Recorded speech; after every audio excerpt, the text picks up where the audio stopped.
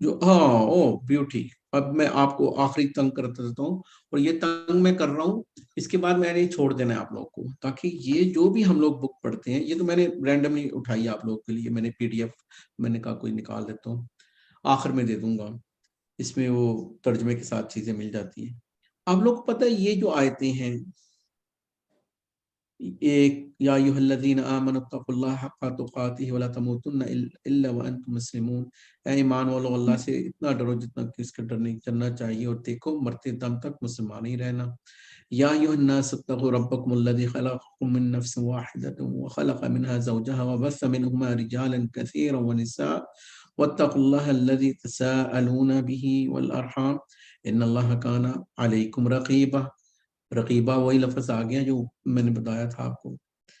تو اس میں کیا ہے کہ اے لوگوں اپنے رب سے ڈرو جس نے تمہیں ایک جان سے پیدا کیا ہے، اور اسی سے اس کی بیوی کو پیدا کر کے ان دونوں میں سے بہت سے مرد اور عورتیں پھیلا دی. اس اللہ سے ڈرو جس کے نام پہ تم ایک دوسرے سے مانگتے ہو، رشتے ناطے توڑنے سے بھی بچو، بے شک اللہ تم پہ نگہبان ہے. یا ایھا الذین آمنوا اتقوا اللہ وقولوا قولا سدیدا یصلح لکم اعمالکم ویغفر لکم ذنوبکم ومن یطع اللہ ورسولہ فقد فاز فوزا عظیما. ایمان والو اللہ سے ڈرو اور سیدھی سیدھی سچی بات کہو، تاکہ اللہ تمہارے کام سنوار دے اور تمہارے گناہ معاف فرما دے. اور جو بھی اللہ اور اس کے رسول کی اطاعت کرے گا اس نے بڑی مراد پا لی. اور ایک اور بھی ہوتی ہے، آپ لوگوں کو پتہ ہے یہ آتے کب پڑھی جاتی ہیں؟ نکاح کے خطبے میں. مجھے ہنسی بھی آ رہی ہے، بتائیں آپ لوگ. نکاح کے خطبے میں پڑھی جاتی ہے نا. ہاں جی، اور بھی کہیں پہ پڑھی جاتی ہیں. جو مرد حضرات ہیں ان کو تو یہ میرا خیال ہے حفظ ہو گئی ہوں گی، تقریباً ہر جمعے میں پڑھی جاتی.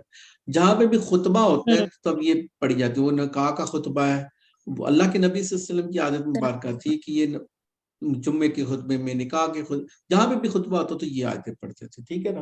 اچھا، خطبہ جو ہوتا ہے اس کا کیا مطلب ہوتا ہے خطبے کا؟ اچھا، جیسے خطبہ کا ایک اور بھی آپ لوگوں کو بتا دیتا ہوں میں. اگر خے کے نیچے زیر ہو اور خے کے پیچھے اوپر پیش ہو، ان دونوں میں فرق ہے، تھوڑا سا فرق ہے. ایک خطبہ ہوتا ہے، ایک خطبہ ہوتا ہے. کسی کو پتہ ہے کیا ہے؟ خطبہ کہتے ہیں منگیتر کو، اور خطبہ کہتے ہیں، آپ بتائیں گے ابھی خطبہ کس کو کہتے ہیں؟ یہ بڑی امپورٹنٹ چیز ہے جو ہم آگے کرنے لگے ہیں نا کام. یہ آپ کو ابھی سمجھ میں آئے گا یہ میں نے کیوں آپ کو، یہ تو رینڈملی مجھے مل گئی. اس طرح سارے قرآن کی خطبہ خطاب جس سے کیا جاتا ہے، ٹھیک ہے نا. جب خطبہ ایک بندے سے کیا جاتا ہے، ایک بندے سے کلام کیا جاتا ہے، اور خطبہ کی بہت سے لوگوں کو کیا جاتا ہے. ایسے ہی ہے کہ نہیں؟ آپ مجھے یہ بتاؤ، جیسے ابھی ایک بیٹی نے بولا کہ یہ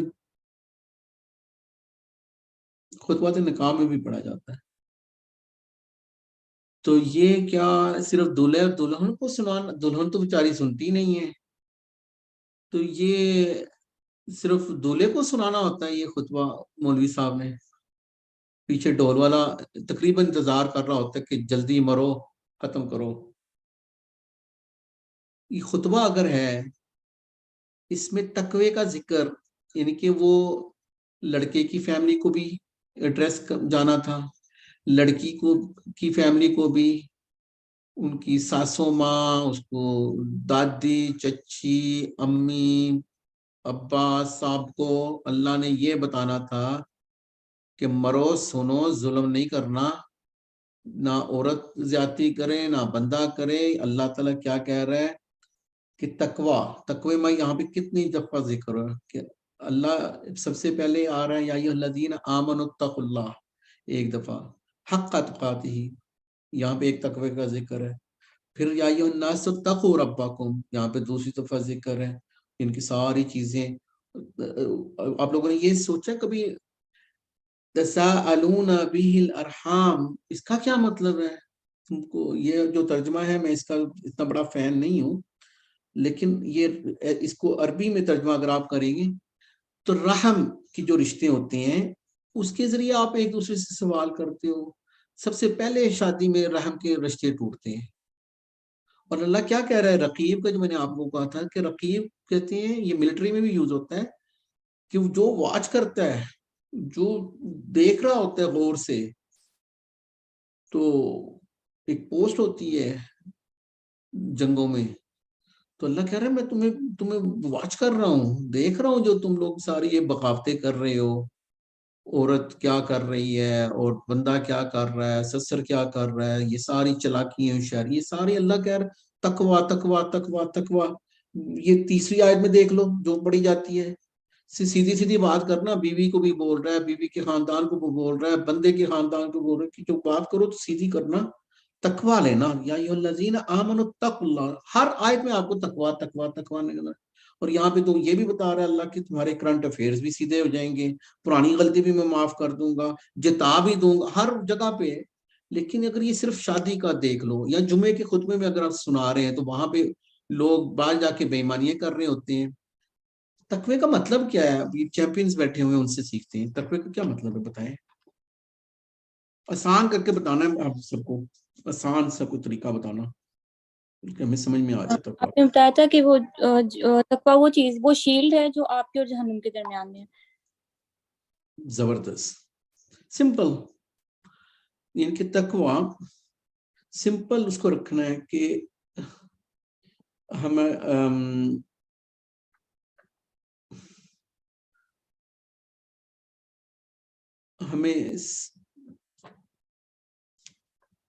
کوئی ڈھال ہمارے پاس ہو. عیسیٰ علیہ السلام کی ہم لوگوں نے آیتیں پڑھ لی ہیں، بی بی مریم کی بھی پڑھ لی ہیں. اب ہمارے پاس ہم اس ڈومین میں جا رہے ہیں ابھی جہاں پہ جنوں وغیرہ ہر چیز.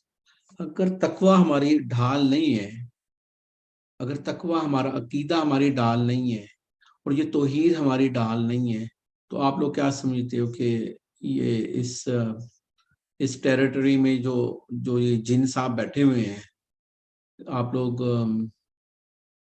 بس بڑے مزے مارو گے، یہ رقیہ پڑا اور جن صاحب خرچ ہو گئے، یہ سمجھ رہے ہو؟ نہ کوئی عقیدہ ہے، اور تھوڑی طبیعت خراب ہو رہی ہے، اور نہیں ابھی تو اب مجھ سے یہ نہیں ہوتا. سورۃ بقرہ شروع کر لی ہے بندے نے. آپ کل کو جن کی آپ مدد کرو گے وہ یہی آپ کو باتیں کریں گے، ہمارے تو حالات مزید خراب ہو رہے ہیں. ایوری ڈے سننے کو ملے گا. اب میں کیا کروں؟ تو پھر اس کو کیا کریں گے؟ اچھا جا ابھی کلب میں پارٹی مار. بولو کہ اس کو یار عقیدہ اگر آپ کا مضبوط نہیں ہے، اور لوگوں کو آپ توحید نہیں سکھا رہے، اور تقوی آپ کی شیلڈ نہیں ہے، تو پھر اور یہ چیزیں جو قرآن کی جو چھوٹی چھوٹی آیتیں جو ابھی سورۃ ناس اور فلق کا، اگر آپ ان کو ترجمہ اور ساری چیزیں کمپریہنسively نہیں بتاؤ گے، ان کو کیا پتا میں کیا پڑھ رہا ہوں.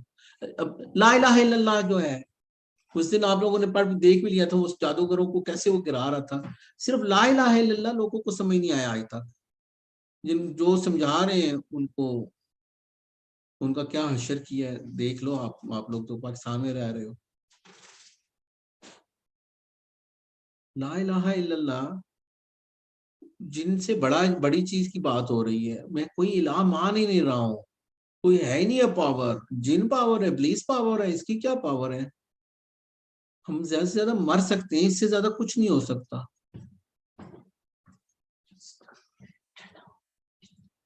آپ لوگوں کو پتہ ہے کہ آپ وسلم کی جو تھینک یو وہ مجھے بتائے گا کہ آپ صلی اللہ علیہ وسلم کی 23 سالہ میں سے جو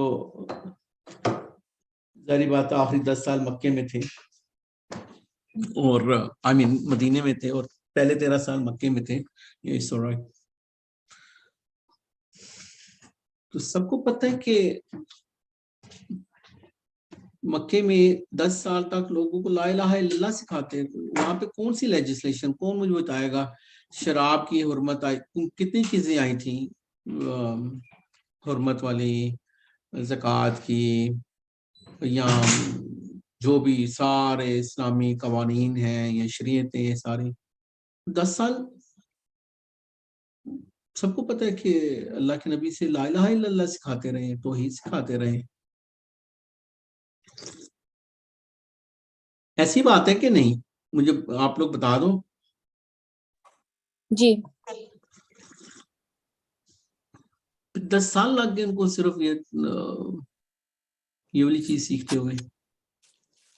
نبی صلی اللہ علیہ وسلم ان کا عقیدہ مضبوط کروا رہے تھے نا.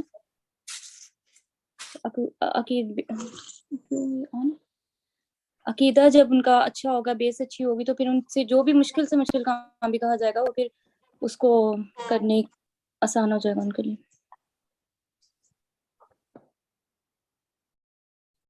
اچھا دوسری مثال اس کی لے لیتے ہیں. وہ جو کالی عورت تھی صحابیہ، کتنا مضبوط عقیدہ تھا. علاج مل رہا ہے نہیں مل رہا ہے پرواہ نہیں ہے ان کو. اب میں یہ ساری چیزیں آپ لوگ کو ایک دفعہ پھر ریویو کر کے کیوں بتا رہا ہوں. جب اچھا چلے آپ لوگ مجھے بتاؤ پہلے، اللہ کے نبی صلی اللہ علیہ وسلم ان کو قریش مکہ ان سے لڑے کب تھے؟ ٹکراؤ کب ہوا تھا؟ پہلے دن ہی ہو گیا تھا، غار ہرا سے آئے تھے.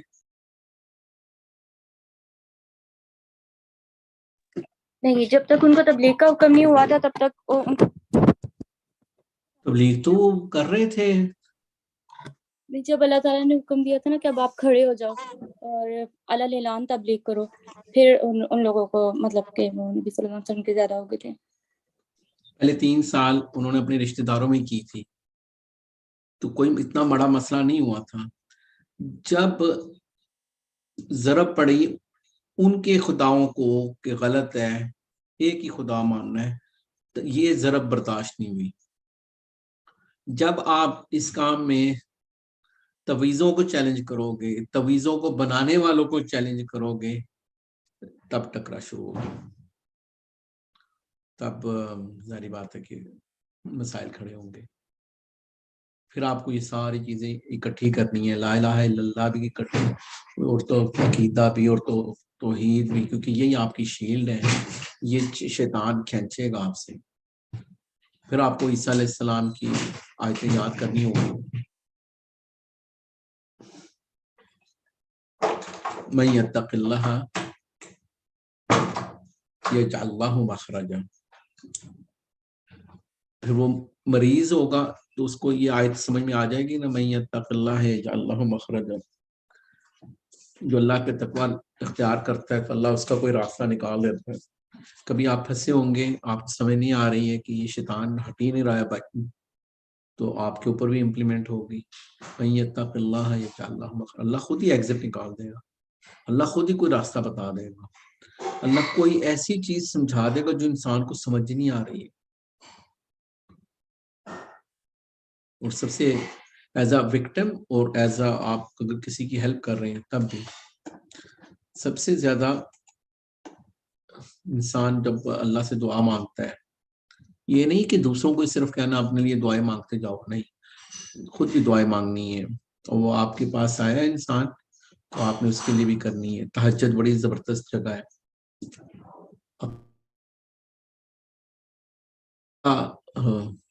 ابن تیمیہ بڑے زبردست کہتے تھے تقویٰ تلازم بین الظاہر والباطن، کہ تقویٰ یہ چیز ہے کہ آپ کے ظاہر اور باطن جو اندر ہے وہ چل رہا ہے نا، جو اندر کھچڑی پک رہی ہے وہی آپ کا باہر نظر آ رہا ہو. یہ نہیں ہے کہ اسی لیے اکثر بیویوں کو پتا ہوتا ہے کہ اس کا جو شوہر ہے نا یہ کتنا بڑا شیطان ہے، کیونکہ باہر تو وہ اچھا اچھا بن کے آ جاتا ہے، گھر میں تو پتا ہوتا ہے بیوی کو. گھروں میں جو بیوی ہے نا ان کو سب پتا ہوتا ہے. عقیدے کا جو روٹ ورڈ ہے، نیکسٹ ٹائم آپ لوگ تھوڑا سا پڑھ کے آنا. عقیدے کا روٹ ورڈ کیا ہے؟ عقد سے ہے. عقدہ جو گٹھان لگتی ہے تو اسی سے عقیدہ ہے. جو من شر النفاثات فی العقد، وہ اس کے اوپر جو گرے لگائی جاتی ہیں، اسی سے ہم ایسی گرہ لگا دیتے ہیں اپنے عقیدے کی کہ جو مرضی ہو جائے میں نے اپنا عقیدہ نہیں چھوڑنا، اپنا تقوی، اپنے اللہ کی توحید نہیں چھوڑنی. یہ بہت امپورٹنٹ چیز ہے، اس سے ہم لوگ اپنی وہ باندھ لیں.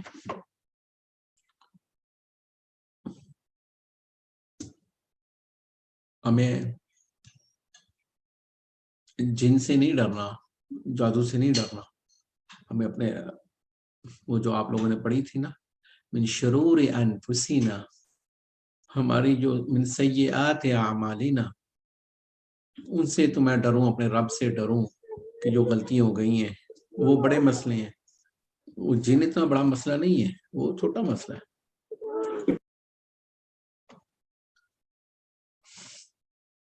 ایک سوال آپ کو بار بار آئے گا کہ یہ میرے ساتھ ہی کیوں ہو رہا ہے، میری فیملی کے ساتھ ہی کیوں ہو رہا ہے، یہ ایسے. اب لوگ کو پتہ ہی جو ابلیس کا، کیونکہ اللہ نے کہا ہے جادو، وہ ہاروت ماروت والی ہم لوگ آیت ابھی آج پڑھ لیں گے. سب سے وہ جو 1 اور 2 والی آیت ہے، اس میں بہت ہمیں بار بار آنا پڑے گا اس کے اوپر، سورۃ بقرہ کی 1 اور 2. اور جیسے موسیٰ علیہ السلام کی جو آیتیں ہیں وہ بھی ہمیں بار بار پڑھنی پڑیں گی. پھر جا کے ہمیں ایک دفعہ سمجھ نہیں آئیں گی، بار بار پڑھیں گے تو. لیکن اللہ کہہ رہا ہے کہ اللہ نے یہ جادو، بندہ رو رہا ہے لیکن کئی لوگ اس جادو کی وجہ سے شیطان، کیونکہ اللہ نے کہا ہے نا کہ میرے اذن کے بغیر، اب اللہ کی پتہ نہیں کیا حکمت ہے، اللہ کو کیا پڑا ہوا ہے کہ اللہ بیمار کر رہے. کئی لوگ اس کی وجہ سے حجاب لینا شروع کر دیتے ہیں. کئیوں نے زیادہ قرآن نہیں پڑھنا ہوتا، اس کی وجہ سے قرآن پڑھنا شروع کر دیتے ہیں، نمازیں شروع کر دیتے ہیں، اپنا لائف سٹائل. میں جانتا ہوں بہت سے لوگوں کو. ابلیس کتنی بری چیز ہے، ابلیس سے تو بڑا شر کوئی نہیں ہے. ابلیس بھی اللہ کی ایک رحمت ہے کہ اگر وہ ابلیس نہ ہوتا تو ہمیں کیا پتا ہوتا کہ ہم نے اپنے اللہ کے پاس کبھی جانا ہی نہیں تھا، ہمیں ضرورت ہی نہیں رہنی تھی، ہم نے کبھی اعوذ باللہ پڑھنی ہی نہیں تھی، ہم نے سمجھنا تھا کہ ہم ہی چیمپئن ہیں. جب سردیاں آتی ہیں تو گرمی کا احساس ہوتا ہے، گرمی اچھا موسم تھا، گرمیاں آتی ہیں تو سردی کا احساس ہوتا ہے، اور دھوپ ہوتی ہے تو رات کا احساس ہوتا ہے کہ ہم نے سونے کے لیے کتنا مزہ ہے. ہر وقت دھوپ رہتی تو عذاب تھا. نیکسٹ ٹائم میں وہ کچھ آپ لوگ کو بتا دوں گا، حدیثیں اور ساری چیزیں ہم لوگ لے کے آئیں گے. بلکہ یہ آپ نوٹ کر لو میرا بیٹا کہ ہمیں ایک ابو ہریرہ والی حدیث چاہیے، مجھے بعد میں یاد کروا دینا. اب میں ابھی ہم لوگ بڑا تیزی سے اندر جانے لگے ہیں اس ٹاپک کے.